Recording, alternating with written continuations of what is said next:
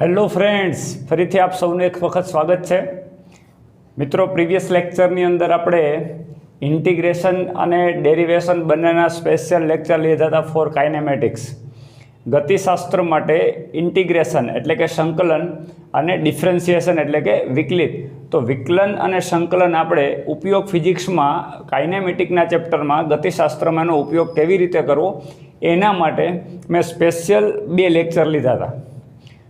તો જે વિદ્યાર્થી એ લેક્ચર ના જોયા હોય મિત્રો, એના રૂલ્સ ના સમજાતા હોય તો ફરીથી એક વખત એના નિયમો રિફર કરી લેજો, પછી જ આ લેક્ચર જોવાનો પ્રયત્ન કરજો.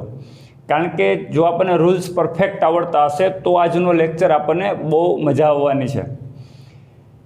દોસ્તો, કાઇનેમેટિક્સમાં ઇન્ટિગ્રેશન ડેરિવેશન કેવી રીતે ઉપયોગમાં આવે એ આપણે જોઈએ. ડેરિવેશનની તો વાત કરી દીધી હતી પ્રીવિયસ લેક્ચરમાં કે સ્થાનનું સમીકરણ હોય, એક વખત વિકલિત કરો તો તમને વેગ મળે, વેગનું ફરી વિકલિત કરો તો તમને તત્કાલીન પ્રવેગ મળે. તો સ્થાનમાંથી વેગમાં જવું હોય તો વિકલિત કરવું પડે, વેગમાંથી પ્રવેગ મેળવવો હોય તો મિત્રો ફરી વિકલિત કરવું પડે, એટલે 2 વખત વિકલન કરવું પડે. આજે આપણે દોસ્તો એના ઉપયોગો કેવી રીતે કરવાના જોઈએ સમજીએ. દાખલા તરીકે તમારી પાસે એક એવું ઇક્વેશન છે કે x is equal two 3t² minus 6t plus 2. આ પ્રકારનું એક ઇક્વેશન છે તમારી પાસે. તો આપણને સ્પષ્ટ ખબર છે કે કોઈ પણ સમયે વેગ મેળવવો હોય તો આનું આપણે વિકલિત કરીએ તો આપણને શું મળે? વેગ. તો આનું વિકલિત તમે કરો મિત્રો તો dx/dt ઇઝ ઇક્વલ ટુ 2 આગળ ગુણાય નિયમ પ્રમાણે એટલે 6t² છે એટલે 1 માઇનસ થશે એટલે 1 માઇનસ 6tનું વિકલિત ખાલી 6 અને 2નું વિકલિત 0. તો મિત્રો વેગ ઇઝ ઇક્વલ ટુ આપણને શું મળ્યું? 6t minus 6. ક્લિયર? હવે તમને કીધું કે t ઇઝ ઇક્વલ ટુ 1 સેકન્ડે વેગ શોધો. તો અહીંયા તમે 1 મૂકી દો તો 6 × 1 6, 6 માઇનસ 6 0, એટલે વેગ v is equal to 0 metre પર સેકન્ડ, એટલે કે વેગ 0 આવશે. તો દોસ્તો અહીંયા 1 સેકન્ડ મૂકો તો તમને 6 માઇનસ 6 એટલે 0 મળશે. તો વેગ તમારો 0 થયો. તો અહીંયા તમારે ખાસ એ ધ્યાન રાખવાનું છે કે વિકલિત કરો તો જેમ તમને વેગ મળે તો ફરીથી તમે વિકલિત કરો, આનું વિકલન કરો તો dv/dt ઇઝ ઇક્વલ ટુ પ્રવેગ એ મળે. 60નું વિકલિત થાય 6 અને 6નું વિકલન થાય 0. તો આ થઈ ગયું તમારું 6 મીટર પર સેકન્ડ સ્ક્વેર. આટલો તમને પ્રવેગ મળ્યો. તો આ તમારો અચળ પ્રવેગ થયો. દોસ્તો, હવે ઇન્ટિગ્રેશન ડેરિવેશનના ઉપયોગ તો તમને ખબર પડી કે ડિફરન્સિએશન કરો તો એક્સમાંથી તમે વેગમાં જઈ શકો, એટલે સ્થાનમાંથી વેગમાં જઈ શકો, અને વેગનું સમીકરણ આપ્યું હોય તો તમે પ્રવેગ મેળવી શકો. પણ સમટાઈમ તમને આ પ્રકારના પ્રશ્નોની અંદર આ ઇક્વેશનને બદલે આવું કંઈક આપે. તમે જો દાખલા તરીકે તમને આવું કંઈક ઇક્વેશન આપ્યું છે. ધારો કે વેગ સમય સાથે આ પ્રમાણે બદલાય છે. વેગ v is equal two 2t² minus 3t plus 1. આનો મતલબ કે વેગનું ઇક્વેશન આપ્યું છે અને હવે તમને એવું કહે કે t ઇઝ ઇક્વલ ટુ 2 સેકન્ડમાં કણનું સ્થાનાંતર શોધો.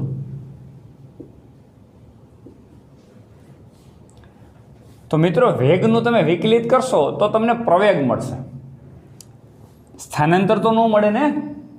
તો તમારે વેગનું તમે વિકલિત કરો તો તમને પ્રવેગ મળે છે, એટલે એના કરતાં ઊંધું પહેલાં લખી નાખવાનું. v ઇઝ ઇક્વલ ટુ શું લખાય? તો કે dx/dt. v એટલે એકચ્યુઅલમાં થયું તો dx/dt. ઓકે, તો 2t² minus 3t plus 1. Clear? વેગને આમ પણ લખાય dx/dt.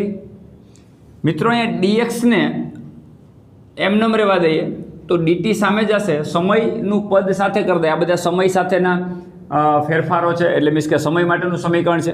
તો ડીટીને સામે લઈ લઈએ તો શું થશે? 2t² - 3t + 1 dt. એટલે કહેવાનો મતલબ dx ને v dt પણ લખી શકાય, કારણ કે dx = આ કોનું સમીકરણ છે મિત્રો? v. તો આ તમારું v થઈ ગયું. તો ખરેખર ઇક્વેશન કેવું બન્યું? dx = v dt. મિત્રો હવે આનું સંકલન કરવામાં આવે. સમજો, ઇન્ટિગ્રેશન છે, ડેરિવેશન નથી, ઇન્ટિગ્રેશન છે, ધ્યાન રાખજો દોસ્તો. સંકલિત કરવામાં આવે તો સંકલન કરશો તો શું થશે? તમે જો, dx એટલે integration dx = integration v dt. Clear? તો dx = ઇન્ટિગ્રેશન v ની જગ્યા ઉપર આપણે શું મૂકવાનું છે મિત્રો? v નું સમીકરણ. એટલે શું? તો કે 2t² - 3t + 1 dt.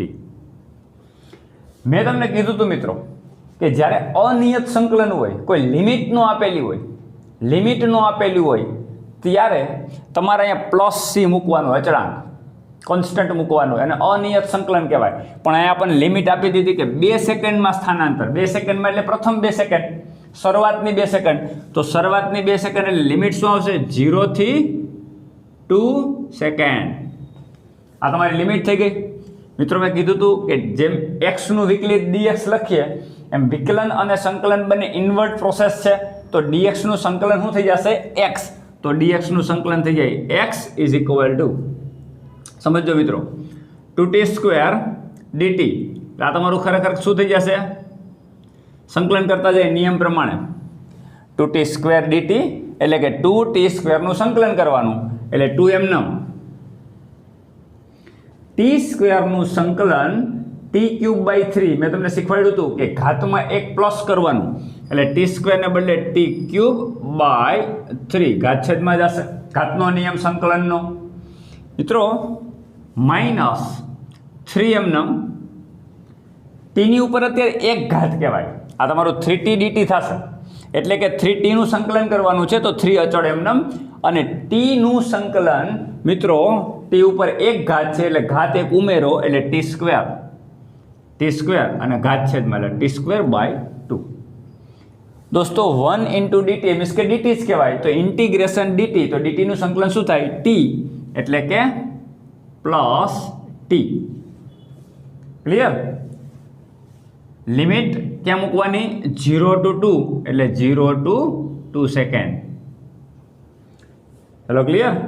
તેથી x = ચાલો મેં લિમિટ કેમ મૂકતા શીખવાડ્યું હતું સંકલનમાં.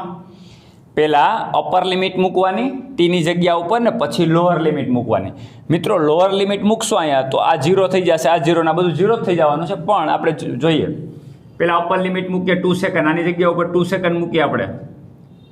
2 × 2 ³ એટલે 2³ -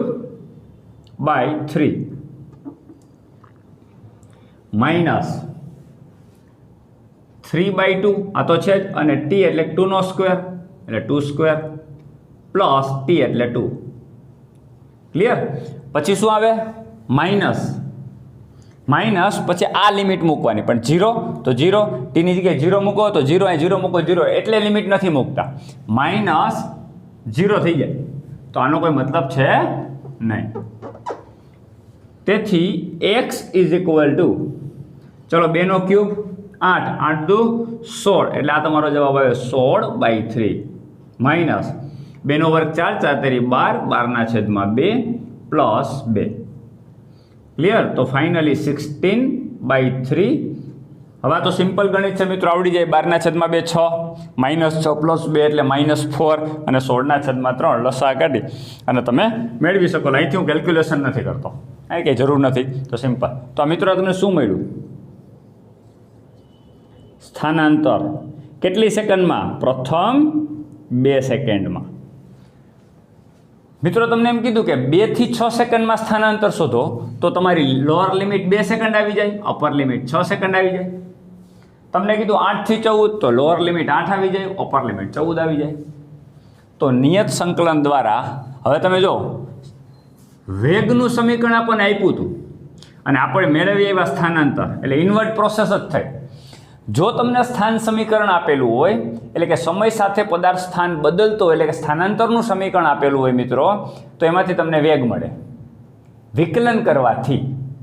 પણ વેગનું સમીકરણ આપ્યું હોય તો વિકલન કરો તો તમને શું, સંકલન કરશો તો તમને શું મળશે? સ્થાનાંતર મળશે. એટલે ઊંધું હોય. જો અહીં ધ્યાન રાખો, આ વસ્તુ નોટ કરવા જેવી છે. એક્સ વી એ, એક્સમાંથી વી જોતો હોય ને વીમાંથી એ જોતો હોય, એટલે કે સ્થાનમાંથી વેગ અને વેગમાંથી પ્રવેગ જોતો હોય તો વિકલન કરવાનું. ક્લિયર? ઊંધું. પ્રવેગમાંથી વેગ જોઈતો હોય અને વેગમાંથી એક્સ જોતો હોય, એટલે પ્રવેગનું સમીકરણ આપ્યું હોય તો વેગ મળે અને વેગનું સમીકરણ આપ્યું હોય તો એક્સ મળે. તો આ કરવા માટે તમારે શું કરવું પડે? સંકલન કરવું પડે. એટલે કે પ્રવેગના સમીકરણનું સંકલન કરવાથી વેગ મળશે અને વેગના સમીકરણનું સંકલન કરવાથી સ્થાનાંતર મળશે.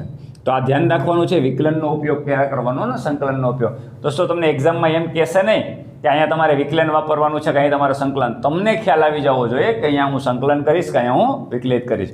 તો કોઈ પણ સેકન્ડમાં તમે કોઈ પણ સમયગાળાની અંદર સ્થાનાંતરને વેગ મેળવી શકો, પ્રવેગમાંથી વેગ મેળવી શકો, વેગમાંથી પ્રવેગ મેળવી શકો, વેગમાંથી ડાયરેક્ટ સ્થાનાંતર મેળવી શકો, સ્થાનાંતરમાંથી વેગ મેળવી શકો.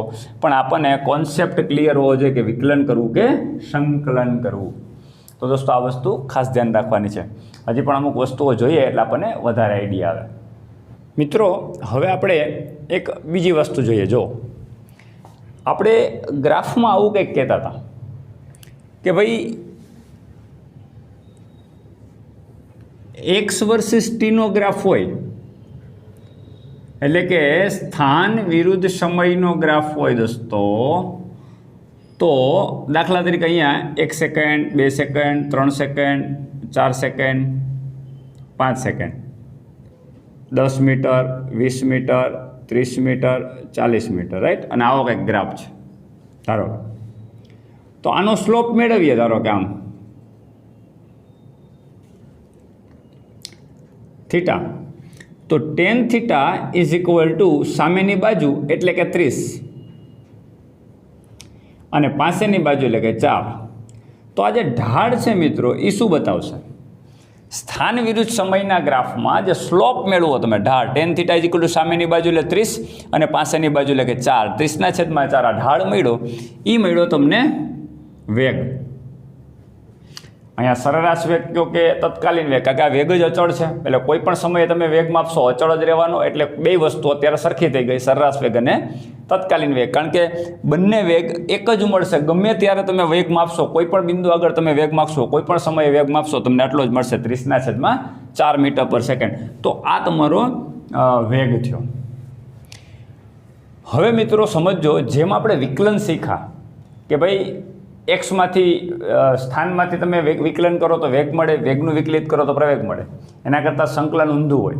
તો સેમ અહીંયા એવું થાય, જો તમારે એક્સ વિરુદ્ધ ટીનો ગ્રાફ હોય અને એનો સ્લોપ મેળવો તો એ તમને વેગ આપે, અને એ જ રીતે વેગ વિરુદ્ધ સમયનો ગ્રાફ હોય અને ઢાળ હોય તો તમને પ્રવેગ આપે. આ બધી જ વસ્તુ મેં તમને ગ્રાફમાં સમજાવી તો દીધું જ છે, બધી જ વસ્તુ સમજાવી દીધી કે આ ગ્રાફ વેગ વિરુદ્ધ સમયનો હોય તમે ઢાળ મેળવો તો તમને વેગ ના આપે. વેગ વિરુદ્ધ સમયના ગ્રાફમાં ઢાળ હોય તો તમને શું આપે? પ્રવેગ. આ સમજાવી દીધું. હવે ઇન્વર્ટ પ્રોસેસ સેમ. અહીંયા તમે જોજો, સંકલન આપે આપણને ક્ષેત્રફળ. મેં તમને કીધું હતું પ્રીવિયસ લેક્ચરમાં, જેને સંકલન ના જોયું, મારું ચેપ્ટર ઇન્ટિગ્રેશન ના જોયું હોય એ લેક્ચર જોઈ લે. સંકલન કરવા માટે મેં કંઈક આવી વક્રતા દોરી હતી અને એની ઉપર, આ વક્રતા ઉપર મેં નાની નાની સ્ટ્રીપ લઈને સંકલન કર્યું હતું અને એનો એરિયા શોધ્યો હતો. એટલે સંકલન એક પ્રકારનું ક્ષેત્રફળ ગણવા માટે એનો ઉપયોગ થાય છે, રાઈટ? તો હવે તમે વિચારો કે દાખલા તરીકે તમને આવો એક ગ્રાફ આપ્યો, ફોર એક્ઝામ્પલ આ છે તમારું 10, આ છે 20, આ છે 30 એક્સ. આ બધું મીટરમાં છે મિત્રો. આ છે સમય ટી, સેકન્ડમાં છે. આ છે 2 સેકન્ડ, 4 સેકન્ડ, 6 સેકન્ડ ને 8 સેકન્ડ.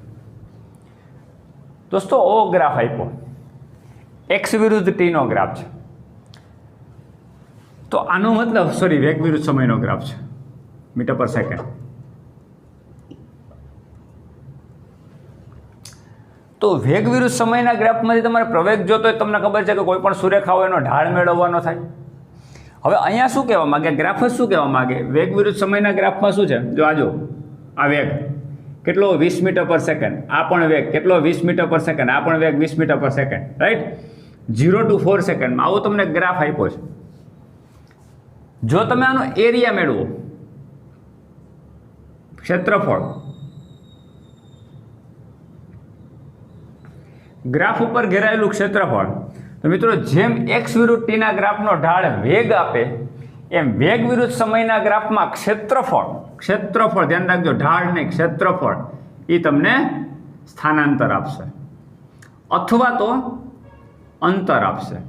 પણ ધ્યાન રાખવું પડે, અંતર હંમેશા ધન જ લેવાનું હોય અને સ્થાનાંતર ધન કે ઋણ ગમે એમ હોઈ શકે. આપણે એક્ઝામ્પલ જોઈએ ખબર, પહેલાનો એરિયા મેળવે, ક્ષેત્રફળ શું થાય, લંબાઈ ગુણ્યા પહોળાઈ. તો આ ચોરસનું ક્ષેત્રફળ, લંબચોરસનું ક્ષેત્રફળ આ કેટલું છે, 4 સેકન્ડ, રાઈટ. અને આ લંબાઈ કેટલી છે મિત્રો, 20. તો આનું ક્ષેત્રફળ કેટલું થાય, 20 ગુણ્યા 4 એટલે કે 80 થશે. તો 80 શું થશે, સ્થાનાંતર. તો 80 મીટરનું સ્થાનાંતર થયું કહેવાય. તો કોઈ પણ પદાર્થ માટે વેગ વિરુદ્ધ સમયનો ગ્રાફ હોય અને એ ગ્રાફમાં ઘેરાયેલું ક્ષેત્રફળ મિત્રો સ્થાનાંતર બતાવે અથવા અંતર બતાવે. અથવા શું કામ કીધું, આ કેસની અંદર અંતર અને સ્થાનાંતર બે ધન જ છે અને એક જ થશે. પણ ઘણી વખત આવા ગ્રાફ આપેલા હોય, સમટાઈમ આ પ્રકારના ગ્રાફ હોય મિત્રો. ચલો આવો ગ્રાફ આપ્યો, આ વેગ વિરુદ્ધ સમયનો ગ્રાફ છે. એક ટ્રક છે કે એક વાહન છે, એની કારની ગતિ માટે આ રીતનો ગ્રાફ, આ રીતનો ગ્રાફ આપણે ઓલા વાંદરા માટે દોર્યો તો યાદ હોય તો, વાંદરા માટે દોર્યો તો કે દારૂડિયા માટે, આઈ થિંક દારૂડિયા માટે આ પ્રીવિયસ લેક્ચરમાં આપણે દોર્યો હતો. એક દારૂડિયો 5 ડગલા આગળ ચાલે ને પછી 2 ડગલા પાછળ ચાલે ને 5 ડગલા, ત્યારે આવો ઝિગઝેગ ગ્રાફ મળતો હતો. જો એની દિશા ઉલટાઈ જાય મૂળ સ્થાન પાસેથી તો પાછો ઋણ મળશે. તો અહીંયા તમારું જે ઋણ સ્થાનાંતર છે, હા, તો અહીંયા હું એમ લખું, ચલો આ 10, પછી આ પીક છે 20, એ રીતે વચ્ચે ક્યાંક અહીંયા -10, અને આ જે પીક છે આ ગ્રાફની એ -20. ક્લિયર? તો આ ગ્રાફમાં ઘેરાતું ક્ષેત્રફળ એટલે પહેલાં તો એ લખી નાખીએ 2 સેકન્ડ, 4 સેકન્ડ, 6 સેકન્ડ ને 8 સેકન્ડ. ધારો કે આમ લખ્યું. હવે તમને એક્ઝામમાં ક્વેશ્ચન પૂછો મિત્રો કે પ્રથમ 8 સેકન્ડમાં પદાર્થે સ્થાનાંતર કેટલું કર્યું? તો સિમ્પલ વેગ વિરુદ્ધ સમયનો ગ્રાફ છે. ક્લિયર? વેગ વિરુદ્ધ સમયનો ગ્રાફ છે. પ્રથમ 8 સેકન્ડમાં સ્થાનાંતર કેટલું કર્યું? તો મિત્રો 0 થી 8 સેકન્ડ સ્થાનાંતર મેળવવાનું છે. યાદ રાખો, વેગ વિરુદ્ધ સમયનો ગ્રાફ છે એટલે ઢાળ મેળવવાના જતા, કારણ કે ઢાળ મેળવશો તો તમને પ્રવેગ મળશે. એક્ઝામમાં સ્થાનાંતર પૂછ્યું ઊંધું. તો હમણાં મેં તમને કીધું હતું એમ કે જેમ વિકલનમાં ઇન્વર્ટ હોય એમ આમાં ઇન્વર્ટ, ઢાળની હવે ક્ષેત્રફળ થશે ને. તો મિત્રો 0 થી 8માં ક્ષેત્રફળ કેટલું ગ્રાફમાં ઘેરાણું? આટલું અને પ્લસ આટલું. તો ત્રિકોણના ક્ષેત્રફળનું સૂત્ર તમને યાદ છે મિત્રો, ત્રિકોણનું ક્ષેત્રફળ કેટલું? 1/2 પાયો ગુણ્યા વેધ થાય ને. તો ફાઇનલી ઇક્વેશન શું થયું? 1/2. ચલો પાયો કેટલાનો છે? 0 થી 4. આ પાયો કહેવાય. પાયાની સાઇઝ કેટલી? 4. તો આ 4 સેકન્ડ. ક્લિયર? પાયો અને વેધ એટલે આ ત્રિકોણની ઊંચાઈ કેટલી છે મિત્રો? 20. તો આ 20. 10 ઉપર 2 કેન્સલ થશે અને 10 × 4 40. મિત્રો પ્રથમ 4 સેકન્ડમાં સ્થાનાંતર 40 મીટરનું થયું. પ્રથમ 4 સેકન્ડમાં સ્થાનાંતર 40 મીટર થયું. ચલો હવે બીજું ત્રિકોણ ગણીએ. આનું ક્ષેત્રફળ શું થાય? 1/2 પાયો કેટલાનો? આ 4 માંથી 8, 8 માંથી 4 માઇનસ કરો તો 4 જ થશે.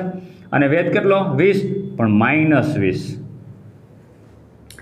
એટલે કે નીચે ત્રિકોણ છે એનું ક્ષેત્રફળ નેગેટિવ આવશે. 2 × 4 20 × 40 તો આ કેટલું થયું -40 મીટર. હવે બેયનો સરવાળો કરવાનો. પહેલાં સ્થાનાંતર કેટલું મળ્યું 40 મીટર, પછી સ્થાનાંતર કેટલું મળ્યું -40 મીટર. બંનેનો સરવાળો કરો દોસ્તો તો સ્થાનાંતર કેટલું થઈ જાય 0. 40 - 40 એટલે 0. એટલે 0 થી લઈને 8 સેકન્ડ સુધીમાં સ્થાનાંતર તમારું શું મળે 0. શું કામ? કારણ કે પહેલી 4 સેકન્ડમાં સ્થાનાંતર ધન મળ્યું એટલે 40 મીટર આગળ ગયો કાર. પછીની 4 સેકન્ડમાં બેક 40 મીટર એટલે ઊંધું. એટલે કોઈ પણ કાર એક સીધા રસ્તા ઉપર પહેલાં 40 મીટર ચાલે અને પછી બેક પાછી 40 મીટર આવે તો શું થાય?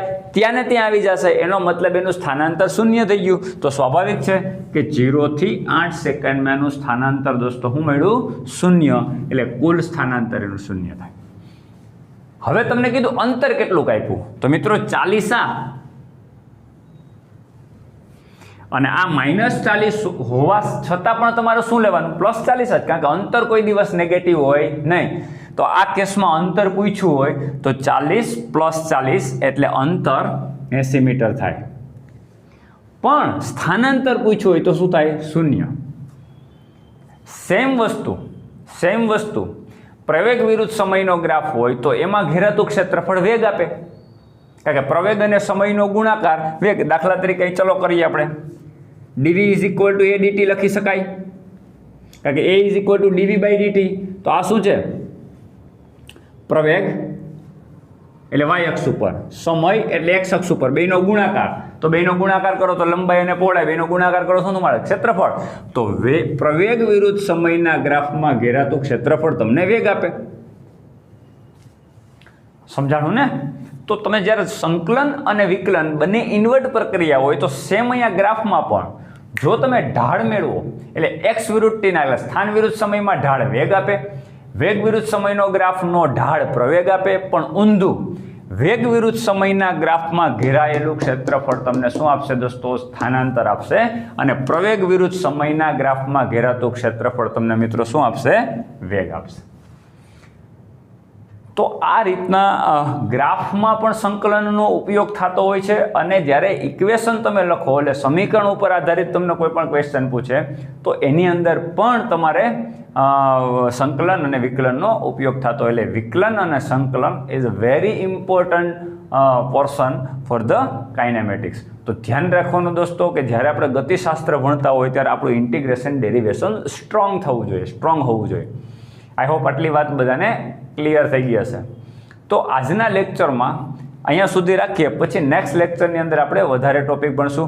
આની પ્રેક્ટિસ કરજો. તમારી ટેક્સ્ટ બુકમાં NCERTમાં સ્પષ્ટ લખેલું છે કે વેગ વિરુદ્ધ સમયમાં ઘેરાયેલું ક્ષેત્રફળ એ સ્થાનાંતર અથવા અંતર આપે. એટલે કે સ્થાનાંતર મેળવવું હોય તો જ્યારે ધન હોય તો ધન લેવાનું, ઋણ હોય તો ઋણ પણ લેવાનું. જ્યારે અંતર મેળવવાનું હોય તો ઋણ હોય તો પણ ધન લેવાનું, ધન હોય તો ધન જ લેવાનું. એટલે ટોટલ શું કરવાનું હોય સરવાળો કરવાનો.